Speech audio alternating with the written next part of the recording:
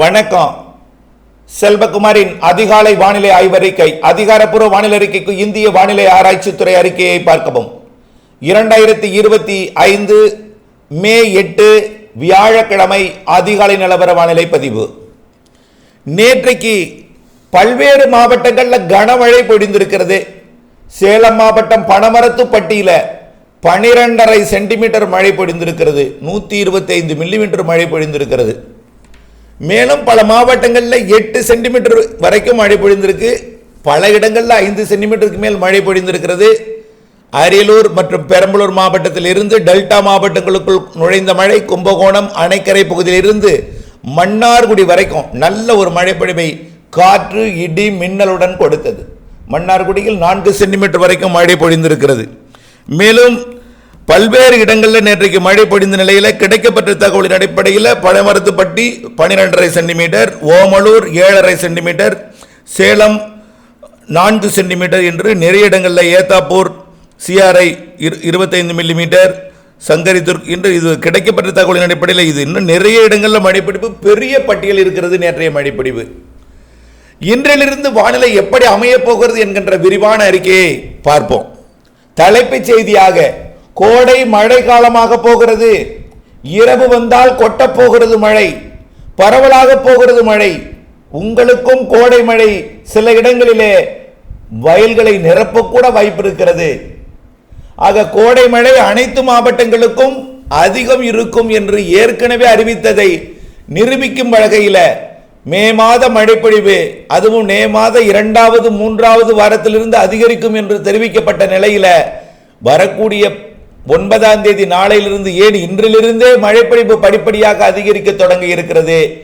இதுல 3வது 4வது வாரம் மிக கன மழைப்பொழிவு காத்திருக்கிறது. வழக்கத்திற்கு மாறாக மழையாக இது இருக்கும். அனைவரும் இது கோடையா அல்லது மழைக்காலமா என்று வியந்து பார்க்கும் அளவிலே மழைப்பொழிவு அனைத்து மாவட்டங்களுக்கும் தர இருக்கிறது என்ற தலைப்புச் செய்தியுடன் இன்றைய விரிவான அறிக்கையை சமர்ப்பிக்கிறேன். இன்றைய நாளை பொறுத்தவரைக்கும் காற்றோட அமைப்பு வடமேற்கு காற்று குவிதல் என்பது அனைத்து மேற்கு தொடர்ச்சி மலை மாவட்டங்களுக்கும், தென் மாவட்டங்களுக்கும், டெல்டா மாவட்டங்களுக்கும், அதனை ஒட்டியுள்ள வடகடலோர மாவட்டங்கள், வடவுள் மாவட்ட பகுதிகளுக்கும் இன்றைக்கு மழைப்பொழிவை கொடுக்க தொடங்க இருக்கிறது. மதியத்துக்கு மேல இன்றைக்கு மாலை மேற்கு தொடர்ச்சி மலையை விட வங்கக்கடலோரம் காற்று குவிதல் கொஞ்சம் கூடுதலாக இருக்கும் என்று எதிர்பார்க்கப்படுகிறது. அதாவது தூத்துக்குடி, கன்னியாகுமரி, திருநெல்வேலி, தூத்துக்குடி, ராமநாதபுரம், சிவகங்கை, மதுரை, விருதுநகர் மாவட்ட கிழக்கு பகுதி, புதுக்கோட்டை, தஞ்சாவூர், திருவாரூர், நாகப்பட்டினம், காரைக்கால், மயிலாடுதுறை, அரியலூர், பெரம்பலூர், திருச்சி மற்றும் கடலூர், விழுப்புரம், கள்ளக்குறிச்சி, புதுச்சேரி ஆகிய பகுதிகளுக்கும், அதனைத் தொடர்ந்து சென்னை, திருவள்ளூர் உள்ளிட்ட வடகடலோர பகுதிகளுக்கும் இன்றைக்கு மழைப்பொழிவை கொடுக்கும் என்று எதிர்பார்க்கப்படுகிறது. ஆனால் புதுச்சேரி முதல் கன்னியாகுமரி வரைக்கும் உள்ள வங்கக்கடலோரம், அதற்கு உள்ளே இருக்கக்கூடிய மாவட்டங்களுக்கு நல்ல மழைப்பொழிவை கொடுக்க இருக்கிறது. மேற்கு தொடர்ச்சி மலைப்பகுதியை பொறுத்த வரைக்கும் இன்றைக்கு நேற்று போல் ஆங்காங்கே சேலம், நாமக்கல், மதுரை, தேனி, திண்டுக்கல் போன்ற மாவட்டங்களில் கொடுத்தாலும் நாளை வெள்ளிக்கிழமை 9ஆம் தேதியிலிருந்து மேற்கு தொடர்ச்சி மலைப்பகுதிகளுக்கு மழைப்பொழிவு பரவலாக இருக்கிறது. நாளை 9ஆம் தேதி வெள்ளிக்கிழமை உள் மாவட்டங்களில் பலத்த மழைப்பொழிவு தொடங்க இருக்கிறது. நாமக்கல், பெரம்பலூர், அரியலூர், புதுக்கோட்டை, சிவகங்கை, மதுரை, திண்டுக்கல் போன்ற, கரூர் போன்ற மாவட்டங்களுக்கும், திருச்சி போன்ற மாவட்டங்களுக்கும் நாளை நல்ல மழைப்பொழிவை கொடுக்க தொடங்கி அந்த மழைப்பொழிவு கடலோர மாவட்டங்களில் மிக கன மழைப்பொழிவை கொடுக்க வாய்ப்பு இருக்கிறது. நாளை வெள்ளிக்கிழமை 9ஆம் தேதி மே 9 நள்ளிரவிலே புதுக்கோட்டை, சிவகங்கை, ராமநாதபுரம், தஞ்சாவூர், திருவாரூர், நாகப்பட்டினம், காரைக்கால், மயிலாடுதுறை, அரியலூர், பெரம்பலூர், கடலூர் மற்றும் விழுப்புரம், கள்ளக்குறிச்சி, புதுச்சேரி மற்றும் வடக்கே செங்கல்பட்டு, சென்னை, திருவள்ளூர் போன்ற பகுதிகள் வரைக்கும் கூட நல்ல மழைப்பொழிவு கொடுக்கும். உறுதியாக அனைத்து, அதாவது ராமநாதபுரம் முதல் திருவள்ளூர் வரைக்கும் உள்ள கடலோர பகுதிகளில் நாளைய காற்று குவிதல் அமையும் என்று எதிர்பார்க்கப்படுகிறது. சென்னை, திருவள்ளூர், காஞ்சிபுரம்ல நாளை 9ஆம் தேதி நள்ளிரவிலே 10ஆம் தேதி அதிகாலை சனிக்கிழமை அதிகாலை நல்ல மழை பொழிவை கொடுக்கும். 10ஆம் தேதி என்னாகுன்னு பார்த்தீங்கன்னா மேலும் தீவிரமடையும்.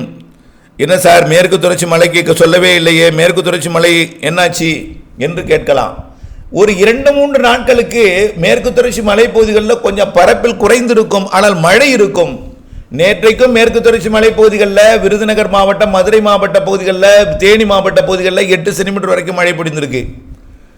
அதே போல கோயம்புத்தூர், திருப்பூர் மாவட்டங்களிலும் ஒரு சில இடங்களில் இருந்த நிலையில் வரக்கூடிய நாட்களிலும் இதே தொடரும். ஆனால் தீவிரம் கூடுதலாக இருக்கும் வங்க கடலோரம் உள்ளேயும் கிழக்கையும். காரணம், மேற்கு திசையிலிருந்து வரக்கூடிய வெப்ப நீராவியும் வடமேற்கிலிருந்து வரக்கூடிய வெப்ப நீராவியும், வடமேற்கிலிருந்து வரக்கூடிய வெப்ப நீராவியை மேற்கிலிருந்து பாலக்காட்டு கணவாயில் நுழையக்கூடிய மேற்கு திசை காற்று கிழக்கு திசை நோக்கி தகர்த்தி கொண்டு வந்து காற்று குவிதலை உள் மாவட்டங்களையும் வங்கக்கடலோர மாவட்டங்களையும் குவிக்கும் என்று எதிர்பார்க்கப்படுகிறது.